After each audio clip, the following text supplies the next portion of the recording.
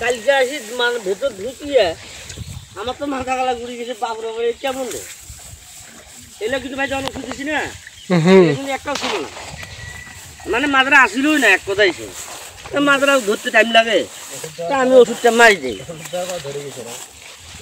মাঝে তুমি আর কথা বেশি আমি কোন সময় তোমার কাছে গেছিলাম তাহলে আবার আমি যে পাট পাও যে আমি কিন্তু ভাইস্তের দোকান থেকে ওষুধ আনি আমি কিন্তু অন্য কারো দোকান যাই না আমি ভাইস্তের যা ওষুধ বাকি হোক নগদ হোক সবই জায়গা ওষুধটা দিয়ে এ ভাইয়ের জমি থেকে মাজরা পোকা কেন যাচ্ছে না চলুন বিস্তারিত বলি।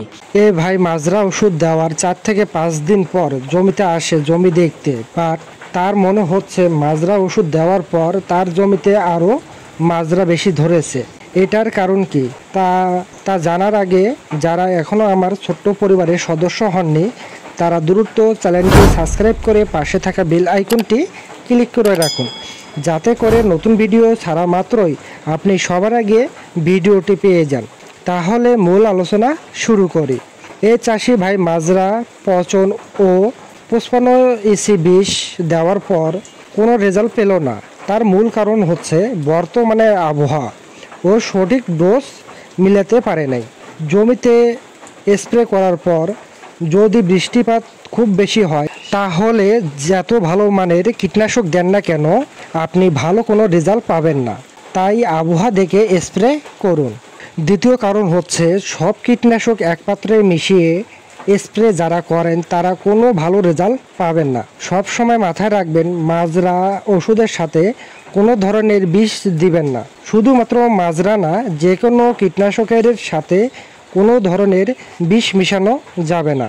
তাহলে বিষ কিভাবে ব্যবহার করবেন? 20 বা 48 ইসি বা 55 ইসি আপনি ডাইরেক্ট ট্যাঙ্কিতে দেন, তাহলে বাকি কীটনাশকের গুণাগুণ সঠিক থাকবে। এতক্ষণ জানালাম কেন মাজরা ওষুধ এ ভাইয়ের জমিতে কাজ করে নাই। তিনি মূলত আবহাওয়া দেখে স্প্রেটা করে নাই, কারণ স্প্রে করার পর কিছুক্ষণ পর বৃষ্টিপাত হয়েছে, এটা উনি স্বীকার করতেছে না।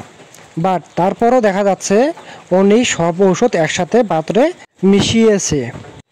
এখন আসুন কোন ধরনের মাজরা ওষুধ ব্যবহার করলে 1 থেকে 2 ঘন্টার পর বৃষ্টি আসলেও ধানের মাজরা পোকা দমন হবে। শুধু কোনো কোম্পানির নাম বলতেছি না, শুধুমাত্র গ্রুপের নাম বলতেছি। আপনার পছন্দ মতন পছন্দের কোম্পানির ঔষধ বা কীটনাশক ব্যবহার করতে পারেন, যেমন কাটাপ প্লাস এসিটামিপ্রিড অথবা কাটাপ অথবা অ্যাবামেটি বেনজয়েড প্লাস কাটাপ অথবা বেনসালফিউরন মিথাইল অথবা কাটাপ প্লাস ফিপ্রোনিল ইত্যাদি ব্যবহার করতে পারেন। তাহলে এখন আসি আমি তাকে কোন ধরনের সাজেশন দিলাম, কোন ধরনের আমি পরামর্শ তাকে দিলাম যেটা দিয়ে ওনার ভালো রেজাল্ট আসবে। সেক্ষেত্রে আমি ওই কৃষককে জমি দেখে তাকে আমি ন্যাশনাল এগ্রিকেয়ারের গ্রিপ দেওয়ার পরামর্শ দিলাম, যাতে আছে কাটাপ প্লাস ফিপ্রোনিল বিদ্যমান আছে।